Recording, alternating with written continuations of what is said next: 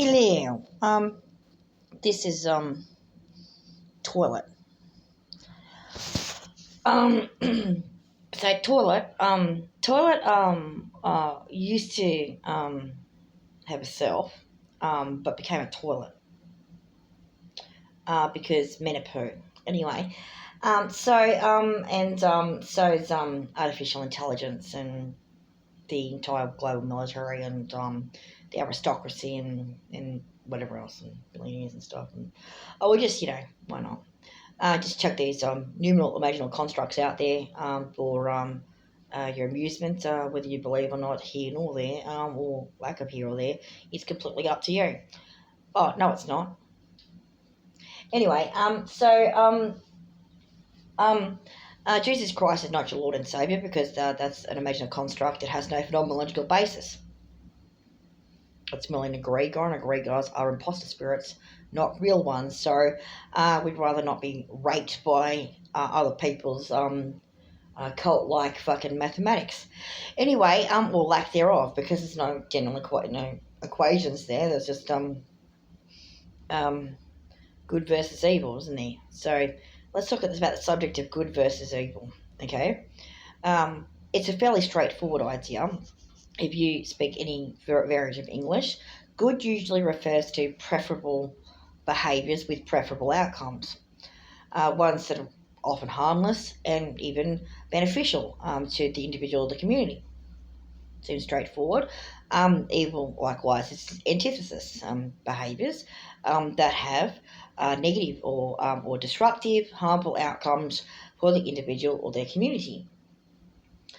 In addition, it is known that attitudes and beliefs can lead to either good or evil outcomes. So there are some beliefs which are classified as, or attitudes which are classified as potentially evil or potentially good, and some which are neutral because we don't really know what they do.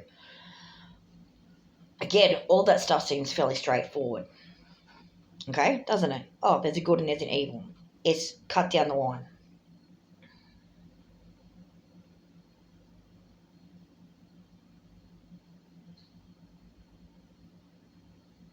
Okay? Christianity is evil. Masonry is evil. The New Thought movement, the New Age movement is evil. Theosophia is evil. Okay? The Bible, the Talmud, and the Quran are all evil. Likewise, Hinduism is evil. And Buddhism is evil. Now, why are all the world's religions evil, not good? And so obviously the AI transhuman agenda is evil. Okay, anything that wants to turn you into a cyborg or something that's not human, particularly when that non-human stuff is not your proper totems or whatever, is obviously evil. Okay, so let's go into this a bit further. Okay, why are all the world's religions, including Satanism, which is obviously a religion which is often a byproduct of other religions, why are they all evil, not good? Each one for a different reason. But the main thing is they almost all involve some variant of creating borderline personality disorder. Okay, so you know what borderline personality disorder is? Okay, if you don't know what that is, it's a mental illness according to the Diagnostic and Statistical Manual of Disorders. Okay, psychiatry stuff. Roughly, this is very roughly, it's a disorder that predominantly affects men, not exclusively, but predominantly, so like by a wide margin as well, where the men have an unstable sense of their identity and unstable emotions, and behind that is a set of polarized dichotomous beliefs which involve black and white and either or thinking. So they get stuck between either or's, blacks and whites, binary style thinking, and that leads to effectively what might be described as cognitive dissonance when they, on some level, realise that's factually inaccurate, and their strong sense of binary is interfered with by a reality that is a little bit more less binary. and not necessarily analog either, but definitely not binary. And so it causes them anxiety. It also causes them anxiety to flip flop as well. So they flip flop between the extremes and extremes of idea of the same idea without finding the part in the middle, or a completely different area for that matter. So there's no middle path for them, or alternative path. There's just the two extremes of worldview. So they're all good or it's all evil, for example. Okay. They struggle with nuance, as it turns out. And by struggling with nuance, when they encounter it, it causes them anxiety. They've personally identified with those attitudes and beliefs. Um, and so they've identified with those dichotomies. And as a consequence, should you challenge those dichotomies, you actually would be engaging in a personal affront on them, which causes them an ego-dystonic reaction and destabilizes their identity and therefore their mood. And that's more or less how borderline personality disorder works. In other words, borderline personality disorder is religious and political affiliation. Okay, now, so in terms of way psychiatry or psychology reported, they wouldn't necessarily say that borderline personality disorder is religious or political affiliation. However, when you actually have a look at it, it bears a very strong resemblance to it. And when people are engaged in the tribal activities of being part of a religious or political group, and identifying with they say, I am a socialist, or I am a fascist, or I am a capitalist, or I am a theosophist, or I am a Nazi, or I am a Catholic, or whatever it is that they're saying. Remember, that's all those I am statements are untrue because the I am isn't home. Okay, and they're all done facetiously for the purposes of illustrating an example of some of the ways that might happen.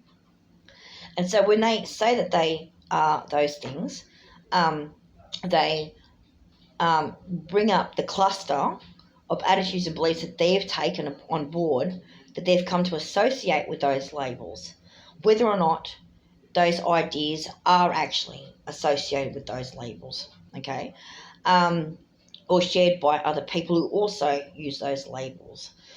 So it becomes a little bit confusing. Take, for example, Mr. Musk. Mr. Musk is an example of someone who has borderline personality disordered behaviour. And he's flip-flopping like you would not fucking believe. He's switching between extremes and he's trying to mix them up because he seems to be under the impression if you add the word Nazi to the end of the word feminist, then you overcome the dichotomy of fascism being sexist against women. Okay? So it's just merely saying it somehow fixes it. That's actually not true at all. That's just wordplay. And wordplay is not necessarily a solution to the crisis. So this is where the people come into problems when they start dealing with mantras and prayers, is that they can partially be convinced through repetition that message is the truth. But if it's too much like badgering or too much like harassment, okay, then they won't accept it. They'll start rejecting it. I was like, well, no, that's just something carrying on too much. Okay, it doesn't seem correct.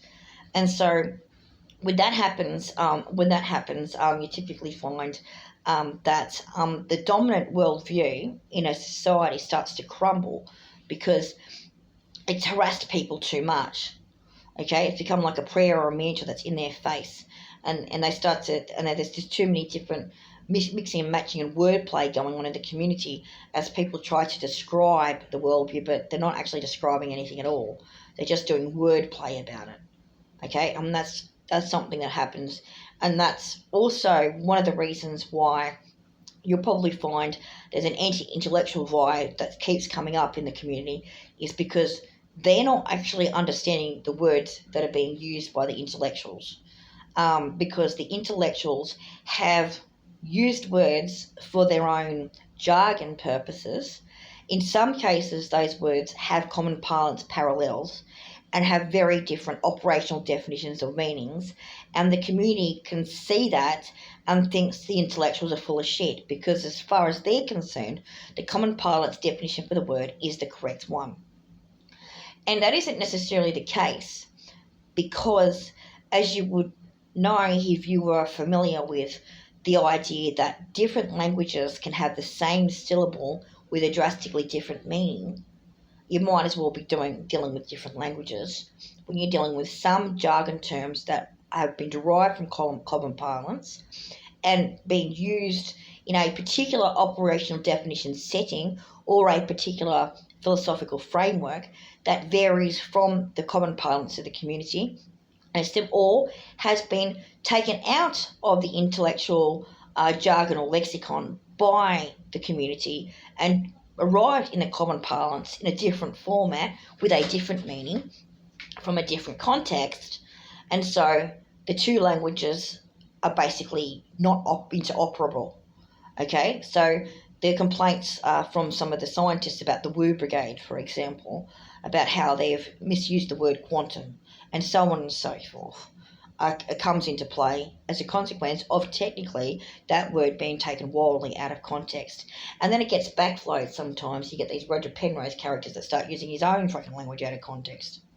Okay, and then starts using other people's language out of context, like consciousness. So he becomes, basically becomes a conversion of the scientists got converted in some cases into the Woo Brigade, okay, through them being confused by language, okay, and so then they became the scientism, not the science, and that's in effect how the spiritualist community destroyed science, is through misappropriating and misusing the language of science, and then in a way that was so sophisticated but nonetheless inaccurate, and it played on the John Nash tendencies of the physicists within the scientific community.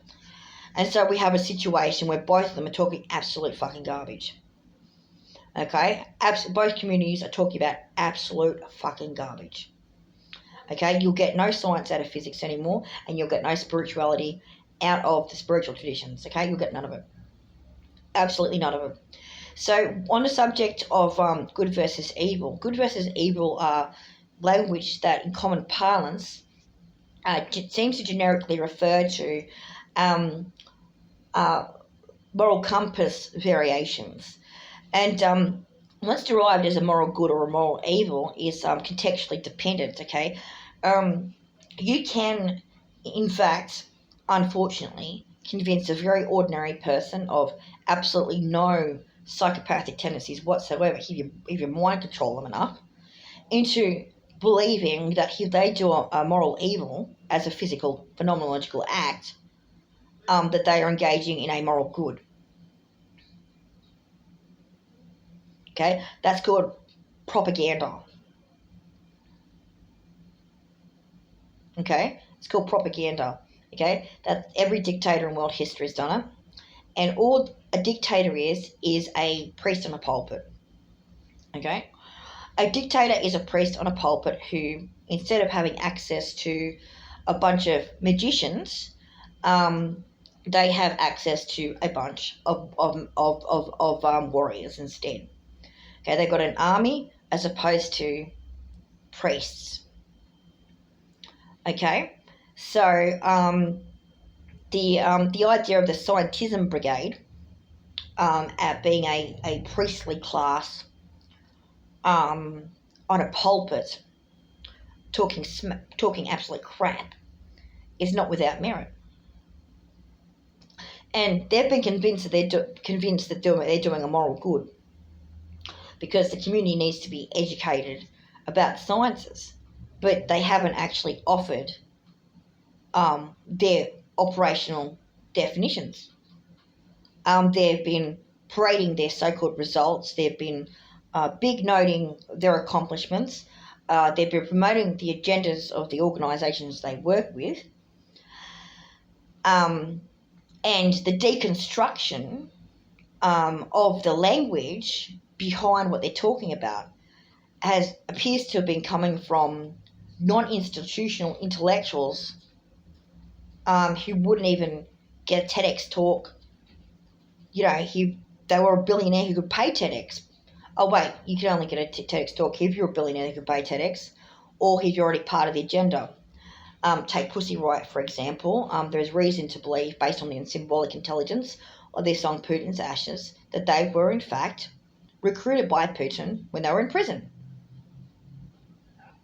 And moreover, they were recruited by a ritual group in California prior to producing that video. Okay, that's Star Lodge behaviour. They've mixed up the two things. Okay, if you were doing the Star Lodge symbolism, you would never put Putin in that position unless you wanted him in a position of power. Okay, if you were saying he was the demon of the abyss, you'd put him in the middle, or have him going up the centre. You wouldn't have him positioned as the leadership position of the sun and the moon. Okay, that's have a look at the actual video. You say, no, Pussy Riot gets to talk at TEDx. They are a feminist group because they flash their vaginas just like Hollywood wants them to. They're a feminist group because it is feminist to be a Nikita that works for Putin. And to flash a vagina for the USA. To be a slave for men in both countries. No, Pussy Riot is not feminist. Not anymore. Before they got arrested, they were feminist. After they got arrested, they stopped being feminist. Okay? Chuck them out.